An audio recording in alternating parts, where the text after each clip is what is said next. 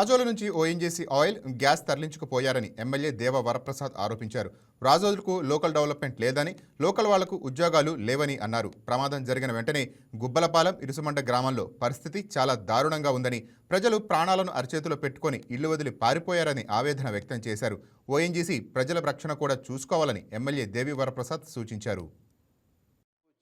Financed by ONGC అని రాసుకోవచ్చు. కాబట్టి ఇది ఎందుకంటే ఒక 60 గ్రామ పంచాయతీలకి సెంట్రల్ ప్లేస్ ఇది. కాబట్టి అక్కడ పెడితే బాగుంటుందని నేను ఉద్దేశపడి అడిగాను. నేనేం రోడ్డు అడగలేదు, బ్రిడ్జ్ అడగలేదు, ఇంకోటి అడగల. హాస్పిటల్ పెట్టండి. దీనివల్ల ఏమాత్రం ఇబ్బంది వచ్చినా వాళ్ళు హాస్పిటల్కి రష్ అవ్వడానికి ఒక సెంట్రల్గా దగ్గరుండే ప్లేస్ అవుతుంది. నాకు అక్కడ చివరి సెక్రటరీపల్లి నుంచి ఎవరికైనా సిక్ అయితే అమలాపురం రావాలి, కాకినాడ వల్ల రాజమండ్రిలో భీమవరం వెళ్ళాలి. అంత దూరాలు పోనీయకుండా నాకు లక్కవరంలోనే మంచి మల్టీ స్పెషాలిటీ హాస్పిటల్ వచ్చినట్టయితే ఈ అన్నింటికి ప్రాబ్లం సాల్వ్ అవుద్దన్న ఉద్దేశంతో నేను అడగటం జరిగింది. ఇప్పుడు ఏ వెల్స్ మీరు ఓపెన్ చేయబోతున్నారు ఆ లిస్ట్ కావాలి నాకు. దానికి మీరు ప్లాన్ ఆఫ్ యాక్షన్ ఏంటి, ఎప్పుడు ఓపెన్ చేస్తారు, ఎప్పుడు జరుగుద్ది, మీరు ఎప్పుడు చేయదలుచుకున్నారు నాకు క్లారిటీ ఇవ్వాలా.